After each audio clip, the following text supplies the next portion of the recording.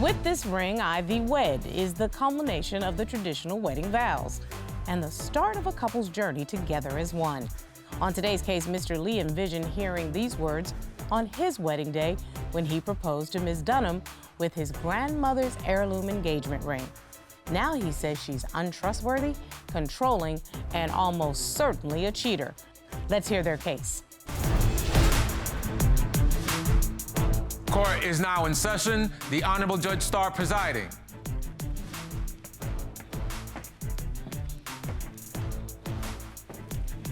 Your Honor, this is the case of Lee versus Dunham. Thank you very much, Mr. Lee, Ms. Dunham. Mr. Lee, you are in court today because your fiancé, you say, is controlling and manipulative. You want to end your engagement and you want your ring back.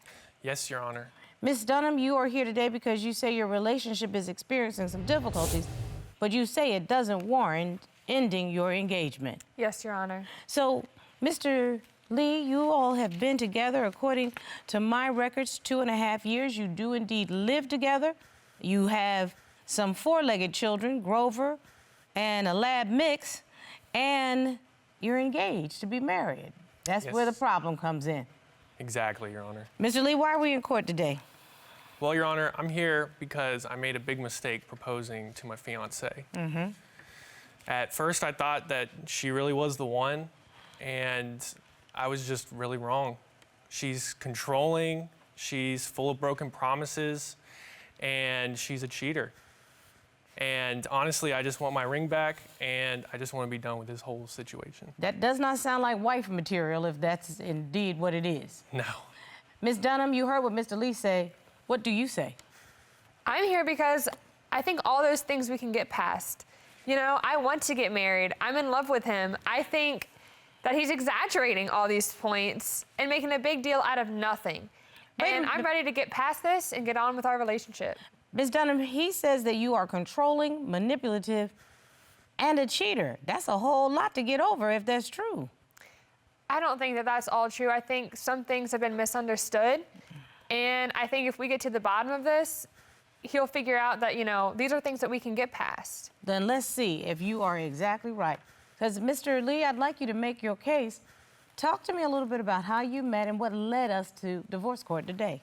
Well, Your Honor, we met online, actually, and, you know, our first date was a Korean restaurant, and we really hit it off, and I would say that my biggest draw to her was just her free spirit and, you know, her kind of entrepreneurial energy that she brought, and, you know, it reminded me a lot of people in my family, kind of in particular my grandma, and it was all going really well. And were you particularly close to your grandmother? I was, Your Honor. We'd always get ice cream when she was alive, and she died when I was 16, and actually one of her last wishes was for me to find love. And I actually used her wedding ring to propose to Olivia. Your grandmother's ring? Yeah. Oh, it's beautiful. Absolutely. Absolutely beautiful. That's gotten us to this point right here. Ms. Dunham, talk to me a little bit about how this relationship started out and what has led us to go so wrong. Well, I was looking for a husband from the beginning, and he knew that. When we first met at that Korean restaurant, I immediately thought he was amazing. We had so much in common. We both, you know, are creative, and we enjoyed hanging out together, and it was great from the jump. And we've had our issues, but stuff we can get past. I'm going to go on back to you, Mr. Lee. How did the proposal take place? Can you walk me through it? Yes. Well, I proposed to her on her birthday, actually. And again, I used my grandma's wedding ring, and it was all great. And we ended up moving to Atlanta from Virginia after that. And can you tell me, I mean, I'm the romantic. Tell me how the whole proposal went. Well, again, we went to one of those Brazilian steakhouses. Oh, I love that, where they cook in front of you. Yeah, so it was great. We had, you know, a great meal, and, you know, I got down on one knee and professed my love for her. And, you know, I just felt like she was the only one for me. And you asked her to marry you in front of everybody? Yeah. And that's when you gave her your grandmother's ring? Unfortunately, yes. Okay. And Ms. Dunham, tell me what your experience was like that evening when you got engaged. It was wonderful. We had a great dinner. I was actually wearing a blue dress, so the ring went perfectly with it. The ring, you know, it was my birthday, so not only did he propose, but that was the only gift that I received. So I figured, I mean, this is a birthday present. Girl, no, it's not. It's an engagement ring. Don't even try that. Okay, you can work that on somebody else. It's an engagement ring. You wear it on the finger for engagement. You're not wearing it on the birthday finger. Yeah, okay? and it's an engagement. So he knew he wanted to marry me. He did it in front of everyone. He made that promise in front of everyone. I'm not going to give it up that easy. Well, I think you're fighting for your relationship, which is admirable. But fighting for the ring is a little bit different. So are we fighting for the relationship or fighting for the ring? I mean, I was told this ring is worth $15,000, and I want to keep it. And I want to keep him too. It's interesting how, in which order you put those things in. I guess it's the first thing that came to mind. No, it's probably the first thing that you thought about. Yeah. Because the ring is the thing that's important to you. I love the ring. I think it's beautiful. And yeah, I want to keep it. Your Honor, I didn't even know how much it was worth when I gave it to her. It's just been passed down for like generations, and I didn't even know she got it appraised. Let's get off the ring and go on back to the case for just a second. What makes you say she is controlling? Yes, Mr. Your Honor. Lee? One night in particular, you know, I was hanging out with some friends. One friend in particular had come in from out of town. I hadn't seen him in a year. All of a sudden, I look over and I see her walking into the bar during boys' night. Okay. And she runs in, starts calling me certain words. He said that he would be back by 9. He told me that. He promised me that, and I had dinner ready. But I told her that also I might be out later, you know? Yeah, like I'm a little busy. boy. Well, that's a mean thing to say. And I'll say it again.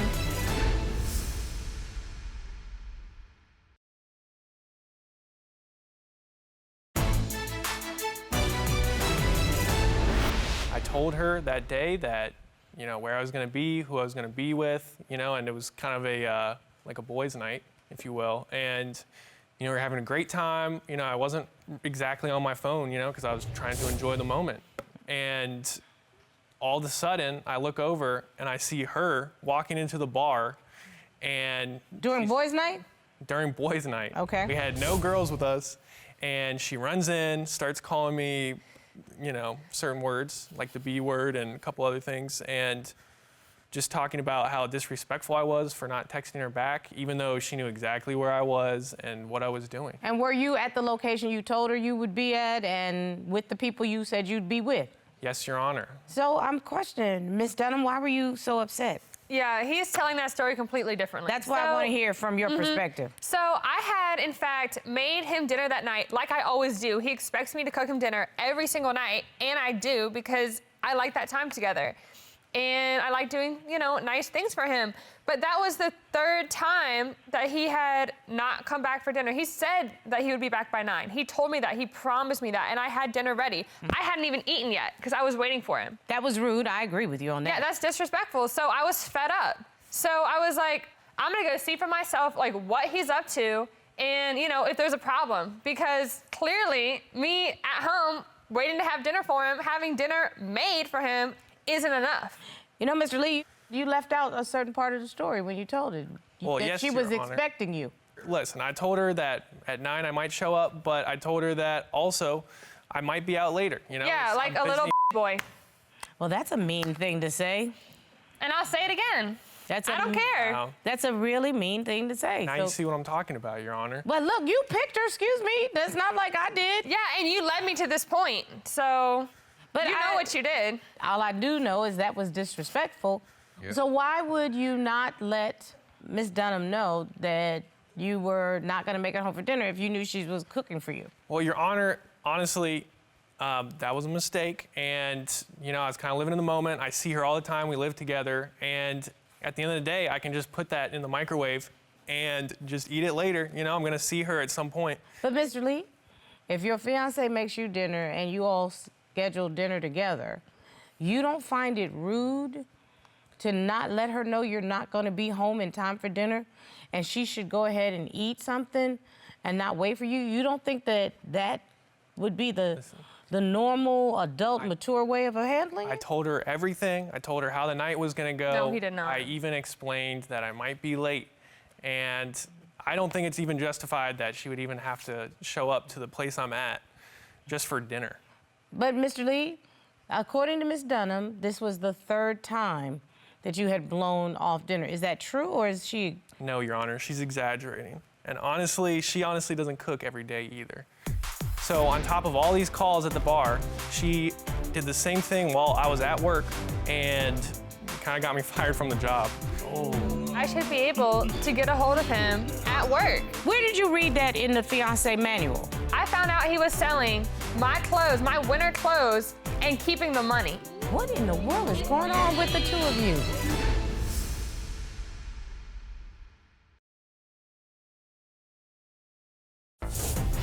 If you'd like your case to be heard on divorce court, call us toll-free at 1-877-311-2222 or log on to our website at divorcecourt.com.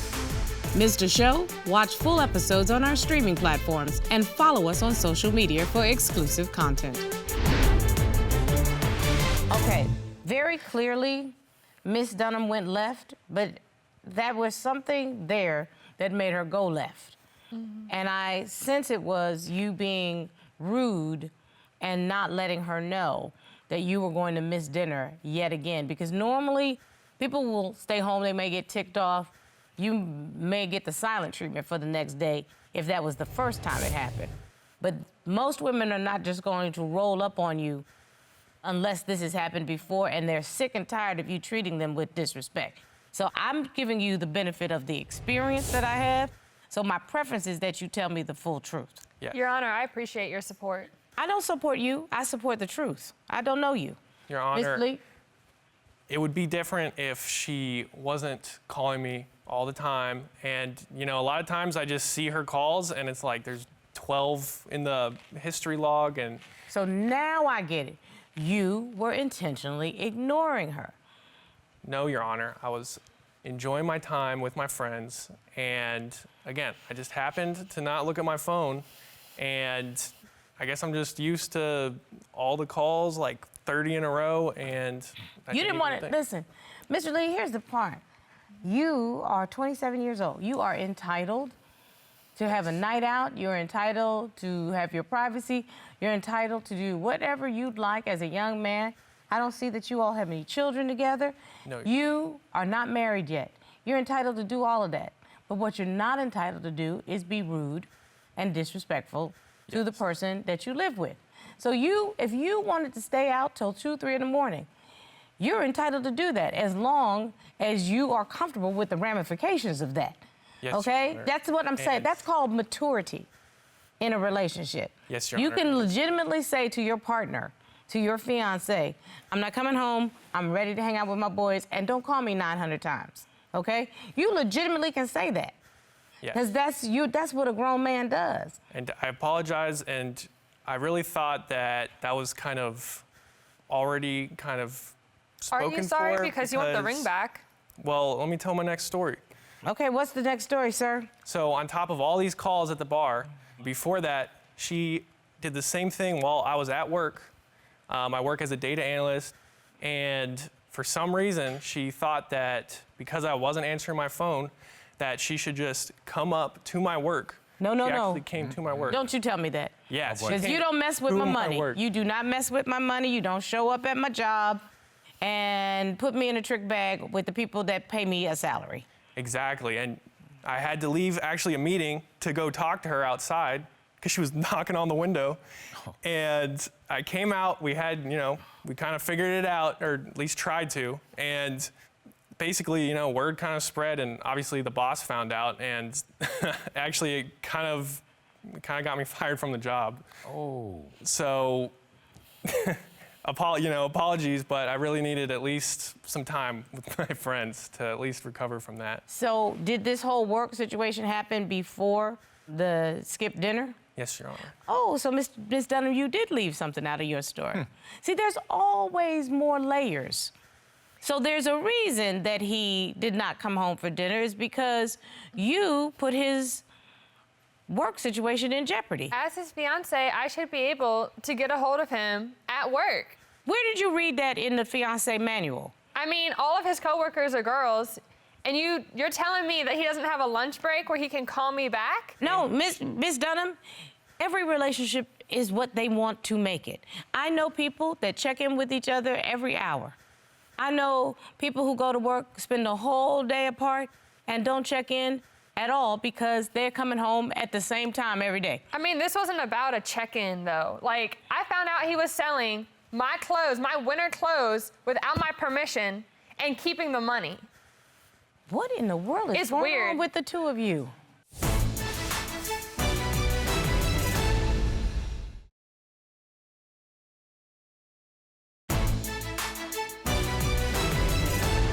Your Honor, she has a whole closet full of all of these clothes that she doesn't even wear. She talks about selling, and she never does it. So I decided that I would help her out, sell a couple of her clothes. No, you were not helping me at all. Excuse me. Stop for one second. Your Honor. No. Miss Dunham, 1 second. You went in her closet, took her property, and sold it without her permission? Only because she... That's a yes or no? Yes, Your Honor. Violation. Under what set of circumstances do you think that was okay? Your Honor, she said that she didn't want them anymore. She had told me multiple times that she was going to sell them. And Maybe she is lazy, maybe she is a procrastinator, but they're her clothes. Okay, you're probably in front of the wrong judge when it comes to that. I have more clothes than anybody needs to have. It's a daggone Target store in my house. But nobody's going in my closet and selling my stuff without my permission, because guess what? It's my stuff. Well, Your Honor, honestly, if I had a job This is why I'm not to giving your ring even- back. So. Wow. Mr. Lee, you want to make your point? Yes, Your Honor. I was going to say, if I even had a job that I didn't get fired from, I might have money to do other things. So in other words, you sold her clothes because it was a tit for tat. She cost you money, so you sold clothes so that you could recoup some of the money? Well, and I was going to get her a gift with some of the money that I made. You took the money to buy her a gift with her own stuff. Yes. Well, I gave her the money back, and it's all good. No, it's not all good. You're in divorce court. It clearly is not all good. It doesn't get more not good than it is right here today. Okay? In fact, you didn't give me the money back. That is just a straight up lie. You said that she's controlling. I have to tell you, the two of you have lost control in a relationship.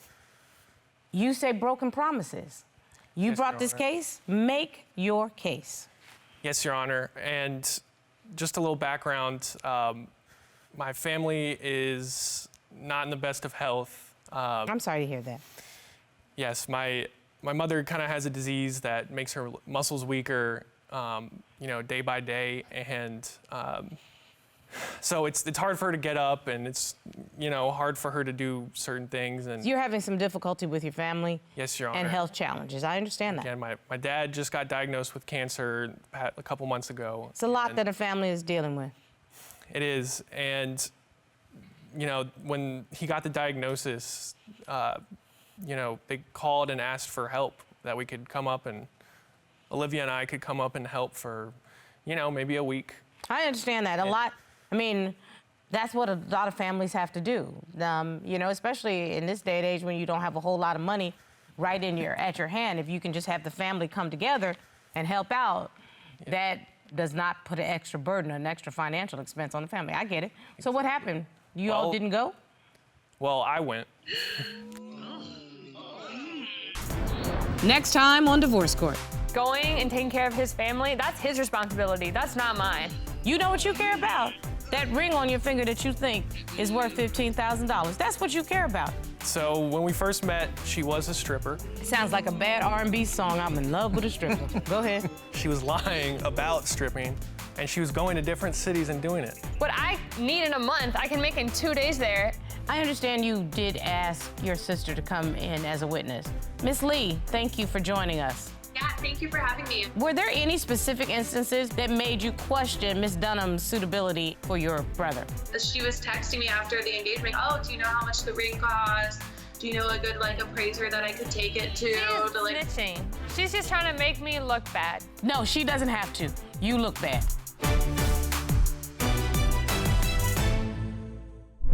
Made in Georgia.